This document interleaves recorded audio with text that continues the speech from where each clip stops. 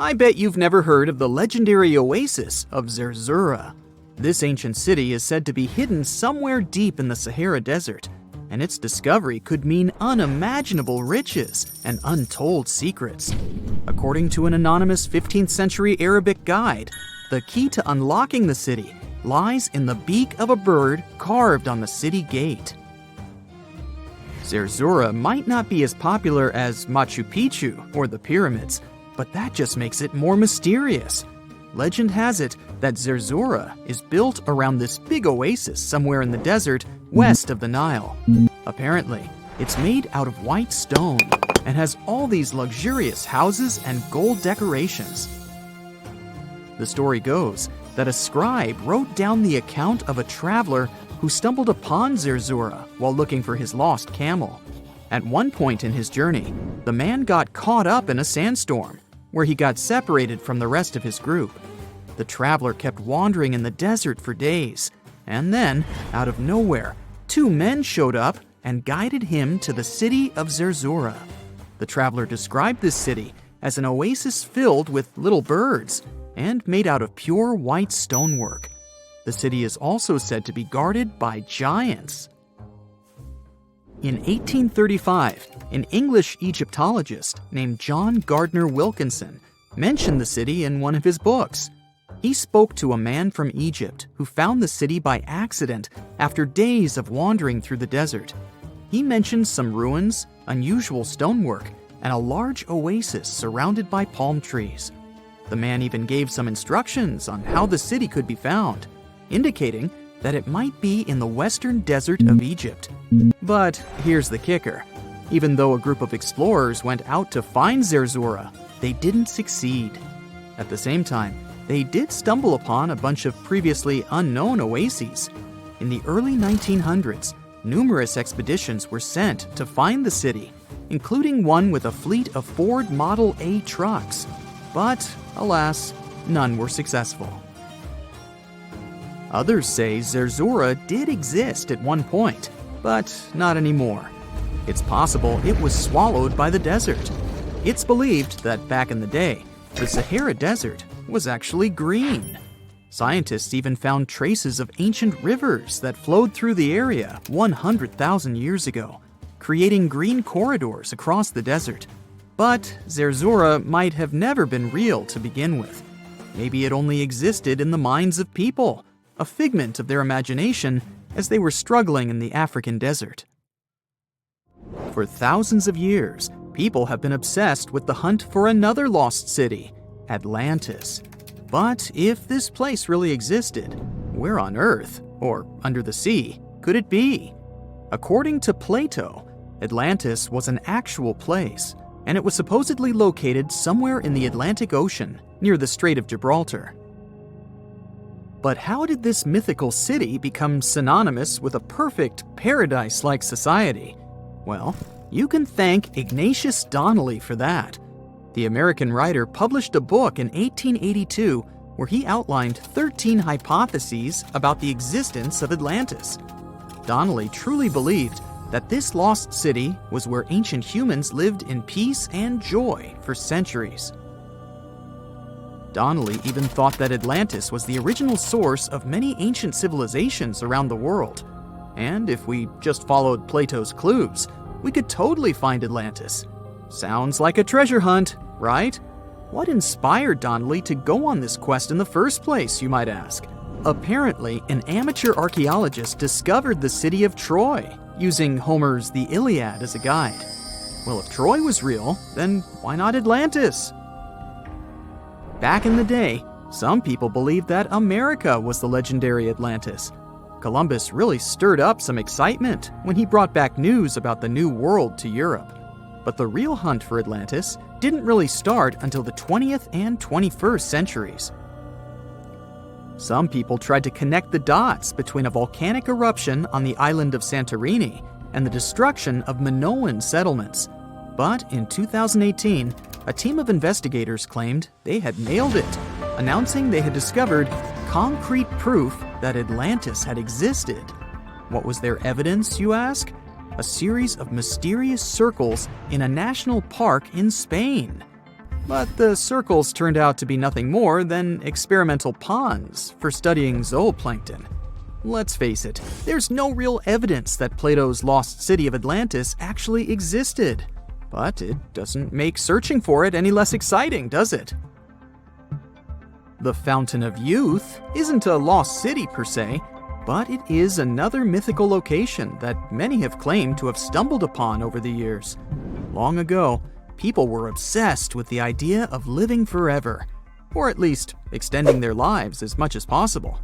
Each culture had its own wild story, like the Greeks talking about a magic fountain that let people live longer, or Alexander the Great finding a river of paradise that could heal the wounded. Japanese legends spoke of hot springs that could make you young again, while the Caribbean locals talked about the restorative powers of the water in one of their own mystical lands.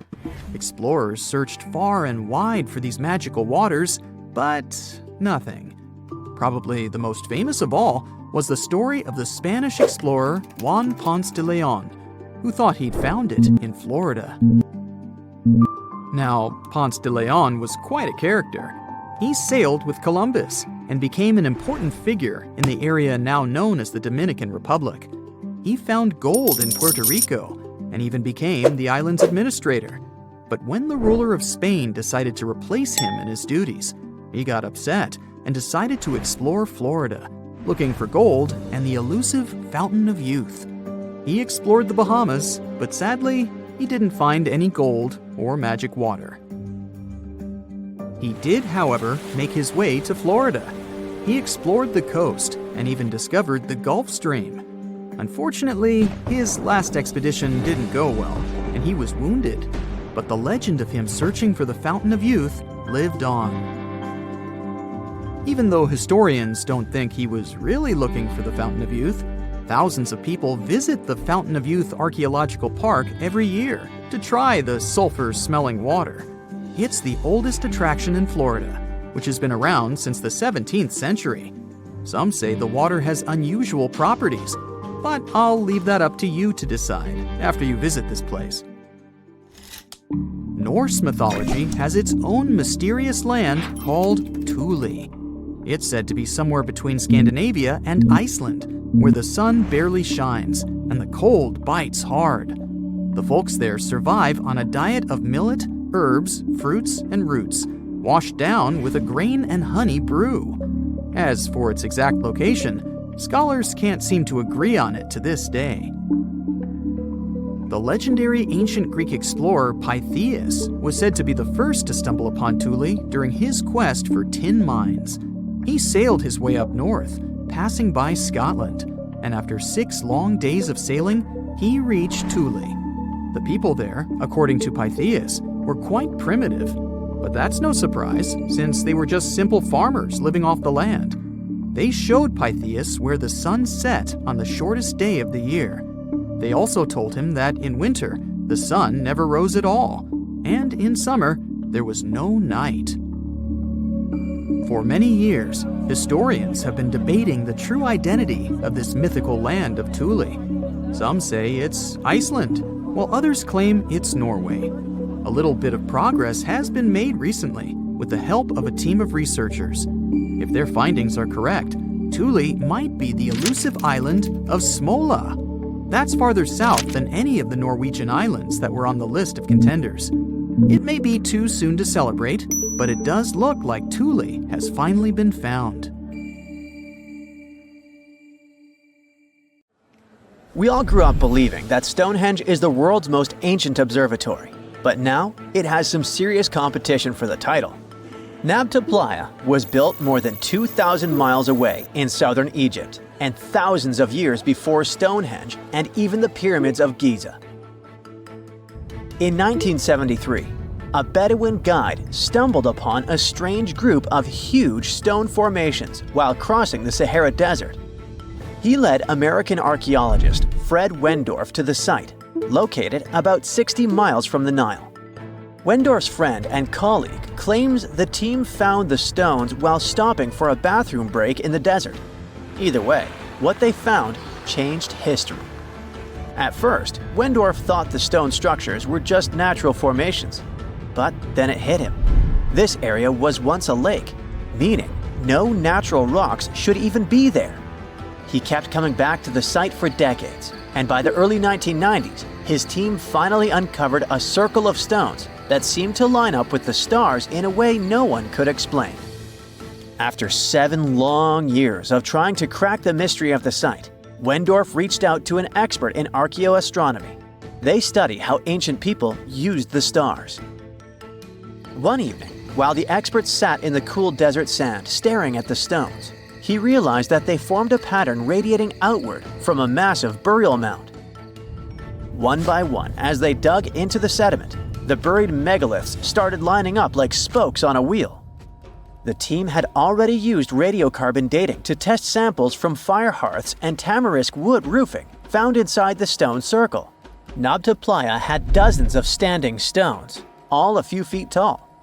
Some of them lined up exactly with the sunrise on special days, and others matched up with bright stars in the sky. Inside the big circle, there were 6 special stones that may have been used for rituals or marking important times of the year. Around them, 29 standing stones might have worked like a simple calendar to help people know when it was time for something important, like the summer solstice, the longest day of the year. When the sun rose in just the right spot, it was a sign that the rainy season was coming. The stone circle once aligned with the brightest stars in the northern sky: Arcturus, Sirius, and Alpha Centauri. Some stones even pointed to the constellation Orion. By tracing Arcturus's movement across the sky, they figured out that it matched perfectly with the circle around 4800 BCE. That means it was the oldest astronomical site ever discovered. And the people of Nabta Playa may have been watching the stars thousands of years before telescopes were even invented. It looks like it had a huge meaning for people living and traveling through the desert. Over 10,000 years ago, the long, cold, and dry ice age that lasted for tens of thousands of years was finally fading away. Northern Africa got massive monsoons and rains that filled up seasonal lakes.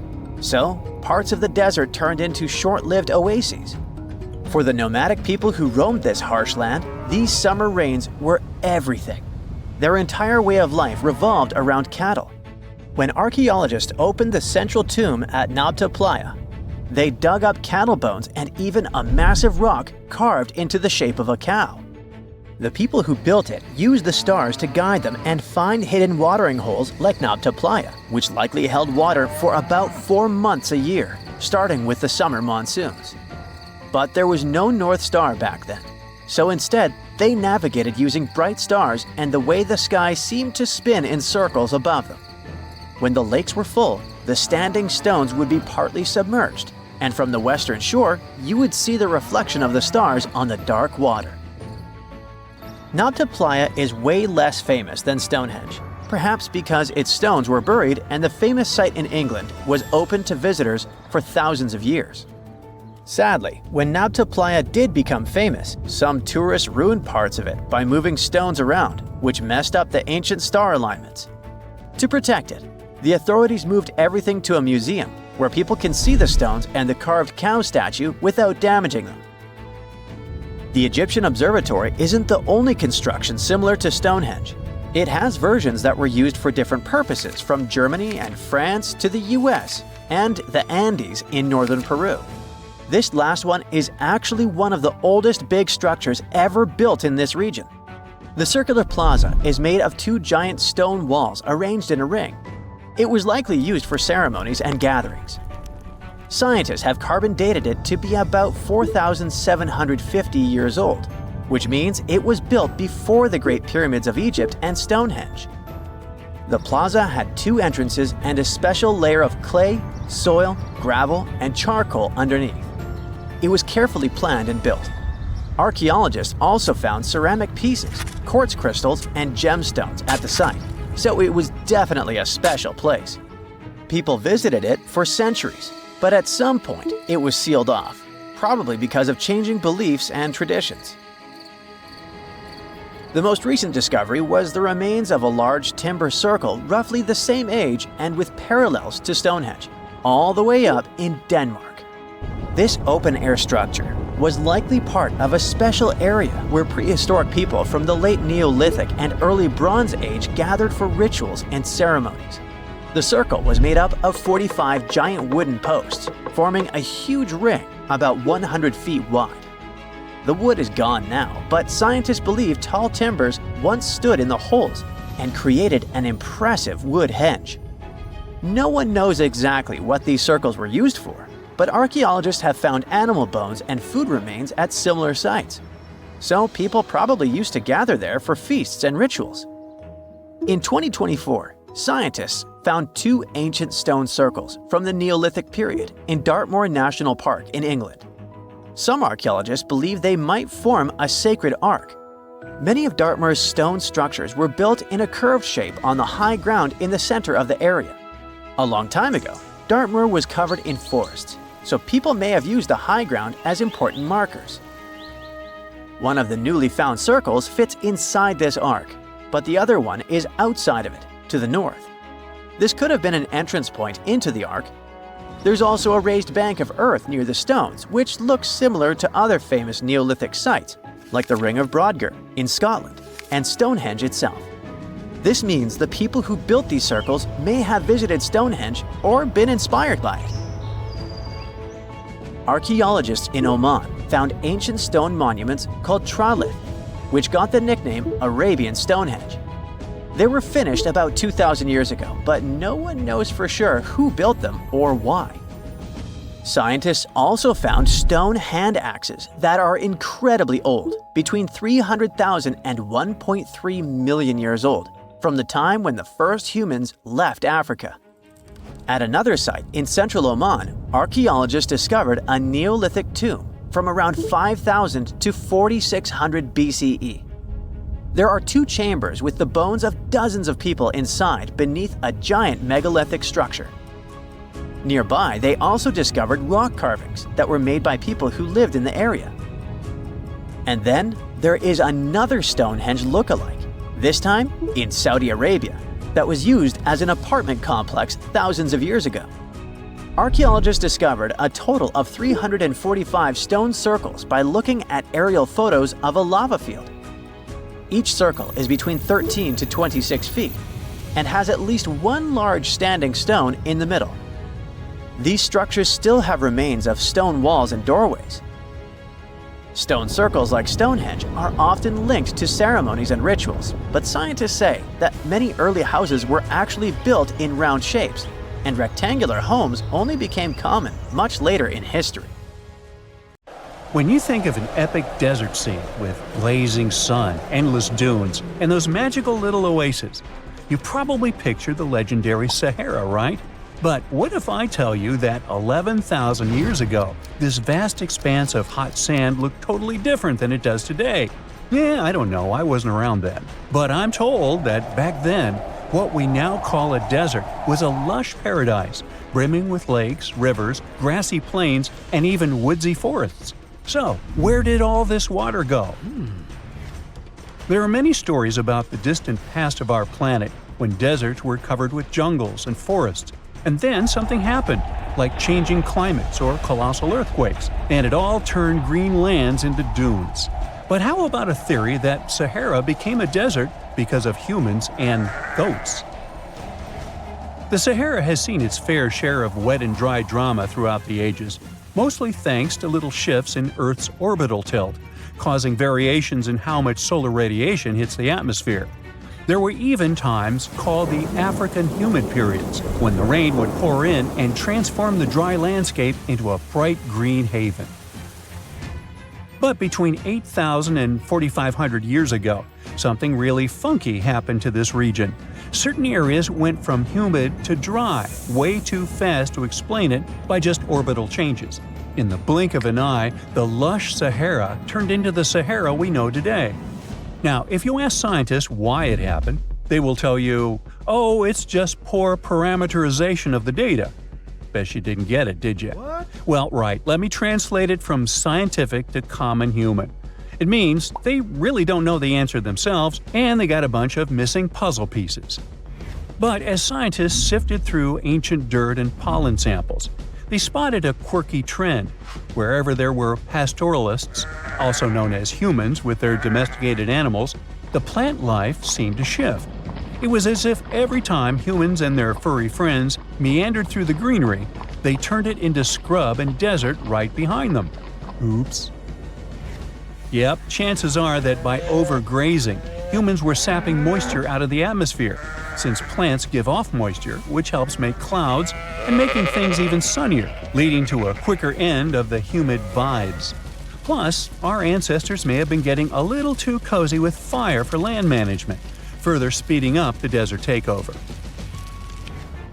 Anyway, scientists are sure that this lush Sahara would have turned back into desert eventually, even if humans hadn't shown up, thanks to Earth's natural rhythms. So there's no need to pin this abrupt change solely on humans.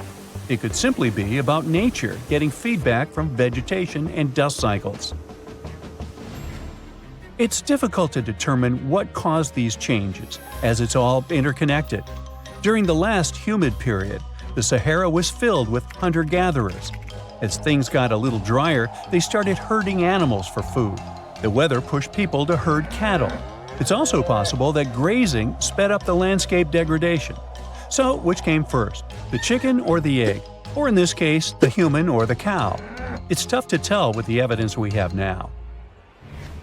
Now today, it's safe to say that water is no longer that big of a problem in the Sahara, even though it's a huge desert and the times of lush forests there are long gone. But technology's got us covered. For example, the Nubian Sandstone Aquifer System, the biggest underground water stash on the planet. It's nestled beneath the Sahara Desert's eastern edge and stretches across 4 northeastern African countries – Sudan, Chad, Libya, and Egypt, covering a whopping 770,000 square miles and holding around 36,000 square miles of groundwater. Just look at the pipes transported when it was being built. It's the world's largest irrigation project. No wonder it's feasible to thrive in the Sahara today. But imagine thriving in the Sahara Desert with just one water source. Sounds like a tough gig, right? But the ancient Garamantes did just that, surviving and even thriving for nearly 1,000 years without monsoons or rivers flowing to their desert paradise. These clever folks were the trendsetters of urban life in the sands, and even the Romans couldn't help but notice their genius. While many thought they were just desert-dwelling savages, the Garamantes were busy building an empire in one of the toughest climates on Earth. But how did they do that? Well, they got crafty and dug a whole bunch of underground tunnels to tap into a massive sandstone aquifer. They were literally squeezing every drop of life from under the dunes. But recently, research showed that the Garamantes weren't just hardworking, they were pretty lucky too. The Garamantes had an underground aquifer that brought water up to a hill where they built over 500 fogaras, which are irrigation systems, some stretching as long as 2.5 miles. It was like sipping water through a straw, which let them irrigate their crops for nearly a century, especially since even a little rain would help recharge the system. But eventually, due to rain insufficiency, the aquifer ran low, and reaching it again would have meant digging more tunnels and relying on more people. That's a tough problem, considering these people were in the middle of food and water shortages. Guess I don't need to tell you what happened to the Garamantes, do I? The fall of the Garamentian culture might be linked to several factors. It may have been due to climate changes, or they may have simply used their water resources too much. Back in the day, the Sahara Desert was actually fertile agricultural land, thanks in part to the cool irrigation system the Garamentians created. But since fossil water isn't something you can replenish over time, the groundwater levels dropped pretty low. This likely played a big role in the kingdom's decline by the late 7th century CE. That sounds like someone who hit a lottery jackpot, used up all the money, and went back to their original not-so-cool job once the bank account got fully drained. Oh, by the way, even if the Garamantes left some secret wisdom messages for us, the chances are we'll never get what they wanted to tell us. Nobody really knows what language they used, and their texts are nearly indecipherable to us today. But let's go back to the green Sahara. So it transformed into a desert about 4,500 years ago. But today, we can understand how people lived in those times in the Sahara thanks to natural parks in Africa that have the ultimate outdoor art gallery. There are well over 15,000 ancient paintings and carvings depicting everyday life from around 11,000 years ago. However, if the carvings aren't enough for you and you feel like visiting an actual green desert, all you have to do is book a flight to California. One of the most beautiful phenomenon in the world, the superbloom, takes place here. Look at all these colors: orange, green, pink. It's a miracle. Wildflowers bloom right in the middle of a hot desert after several years of rainfall in dry places. It's such a bright and colorful landscape that superblooms can be seen from space. This rare phenomenon can be observed in other arid places and deserts in western and southern Africa, Western Australia, and Chile. In all these places, the weather is very hot and dry in summer. Mild humid air comes in winter, and this is the ideal environment for mass flowering. Flower seeds that lie in desert sands can wait for decades before starting to produce flowers. When the hot sun destroys all the weeds and grass, and the rainfall becomes enough to moisten the soil, the seeds are kind of like, well, okay, now it's our turn to play a big game. And then hundreds of thousands of tourists come to take photos and post these beautiful pictures on social media. And this, unfortunately, is one of the main dangers for flowers. Therefore, if you find yourself in a place like this, don't pick the flowers and don't trample on them. Stay on the path, don't litter. Take only pictures and leave only footprints. You get it? Good. Now, if you were to check out the Sahara from space right now, instead of a barren wasteland, you'd spot a surprising sight. Dry land sprinkled with some lakes and rivers in Morocco and Algeria, all thanks to some heavy rains in early September 2024. These aren't oases. This is just the Sahara going back to the factory settings. Believe it or not, eons ago, one of the biggest deserts on Earth was actually a lush paradise full of greenery. Let's first see how the Sahara turned into a desert. During the last ice age, Earth was much colder, and big ice sheets covered a lot of the land. At that time, the Sahara Desert was significantly bigger than it is today, and on our planet there were fewer tropical forests. And the cooler temperatures changed how rain was distributed in the tropics. Now, normally, warm air rises in the tropics, which helps create rain. Since it was colder during the Ice Age, this system got, well, messed up, and less rain fell in some areas. This caused more dry and desert-like conditions in places that are usually wetter. There was also a lot of dust blowing around in the Sahara Desert, which scientists found in old ocean sediments. But about 12,500 years ago, something surprising happened. The dust levels went way down. This meant that the Sahara got a lot wetter, which is a sign that the climate suddenly warmed up for a while before cooling down again. After 12,500 years ago, the Sahara became a much greener place, like a savanna, because a weather pattern called the Intertropical Convergence Zone, a mouthful indeed, moved north during summer. This wet period was at its best around 4,000 years ago, when temperatures were a bit warmer than today. At that time, more rain fell in the Ethiopian highlands, which made the Nile River carry more sediment. However, there was another big change called a Heinrich event, which caused the Intertropical Convergence Zone to move back south. This led to the Sahara and Arabian regions drying out quickly. Because of this, the Nile River had much less flooding between 2700 and 2100 BCE. Long story short, well, too late for that. The Sahara has gone through wet and dry cycles due to changes in the climate and weather patterns over thousands of years. Up until recently, we've known about the Sahara in its dry era. But in September 2024, an unusual cyclone rolled through. It hit Morocco, Algeria, Tunisia, and Libya, and filled those dry lakes and rivers. The satellite images from NASA of before and after the rains are stunning. It's like the Sahara has had a makeover. Some areas in North Africa received up to 8 inches of rain. For comparison, Seattle gets about 40 inches per year, only 5 times what the Sahara received. I say only for one simple reason. Seattle has a reputation for being quite rainy, while the Sahara does not. The tricky part is those 8 inches. Essentially, the entire yearly quota for this area fell in a matter of moments.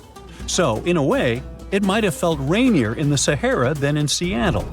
The mountains funnel the water into ephemeral lakes in northern Algeria, which recently expanded to over 70 square miles and reached depths of more than 7 feet. That's enough water to sustain it for a year. So what exactly are these ephemeral lakes? Well, they're basins that fill up for a short time each year, but might stay dry for several years if the rain doesn't cooperate. Sometimes water flows into them from a small surrounding area, or it can just be good old-fashioned rain.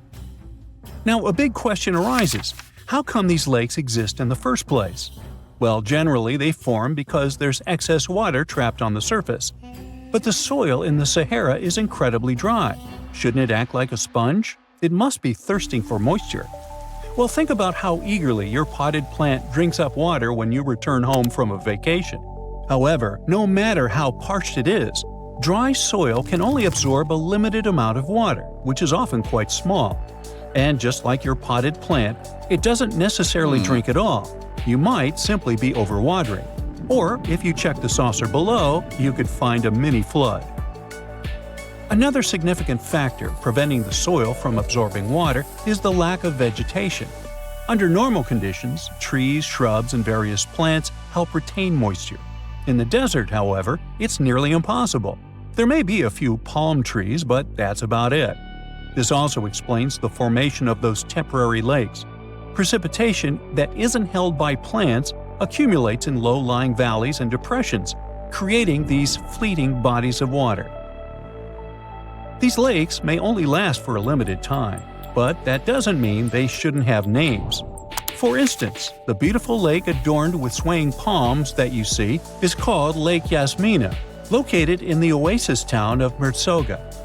In certain areas of the desert, where the dunes rise, it may appear as though you're looking at a mirage, but it's not. The sand dunes are partially covered by water. Remember how I mentioned 8 inches? Well, that's not entirely accurate for some regions. In fact, there are places where the flooding is so extensive that the palms are submerged up to their crowns. Now, the last time we saw a downpour this intensive was 30 to 50 years ago. But this rain is more than welcome. After 6 consecutive years of drought, Morocco really needed it. Lakes that had been dry for decades, like Lake Ariki, are finally getting some much-needed water. A recent analysis revealed that out of the hundreds of storms that have hit the region since 2000, only 6 brought enough rain to start filling up this lake. And of those, only 2 resulted in a lake level higher than what we saw in September 2024. So while this torrential rain seems like a blessing, the big question is, will it last? The answer is yes. When humid air from near the equator meets the hot, dry air from the north, the Sahara Desert tends to get more rain. Scientists say this collision zone is shifting further north as the planet warms, and it warms, so it's likely to keep moving that way over the next couple of decades. So I seem a bit overly optimistic about this, and the truth is, the news isn't entirely positive. The reality is that no one was truly prepared for a flood situation like this. Moreover, remember that this isn't some Southeast Asian country where people are accustomed to dealing with water. This is the bone-dry Sahara. That said, I think you know what I'm getting at. Tragically, at least 18 people lost their lives to the intense rains in southern Morocco.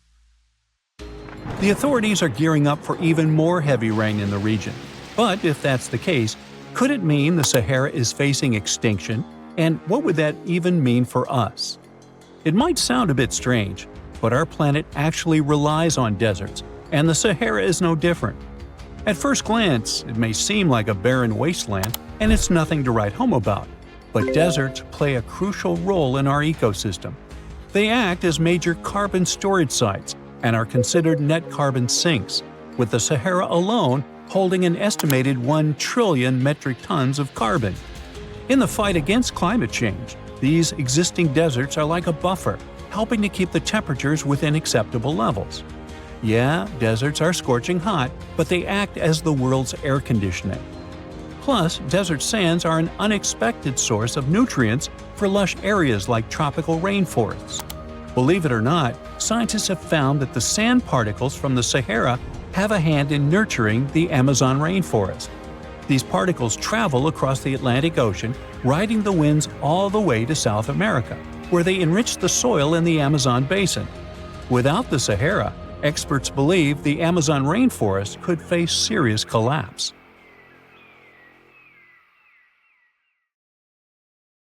You're flying over the Sahara Desert in a small, light aircraft when you spot something truly weird.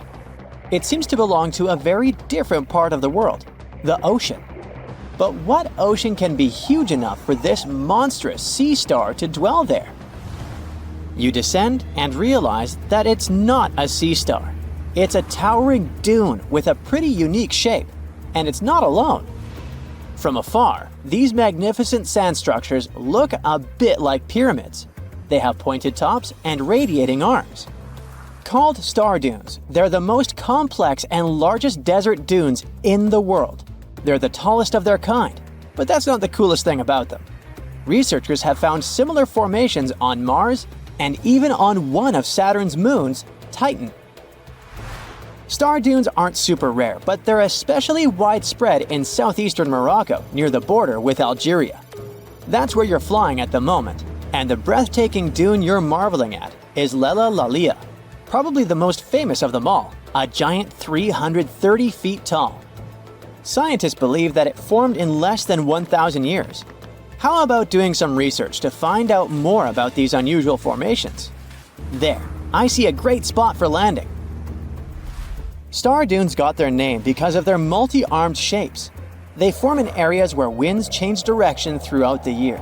But even though you can find them in different places on our planet, there is just one confirmed star dune in the rock record, the collective record of Earth's development reflected in preserved rocks.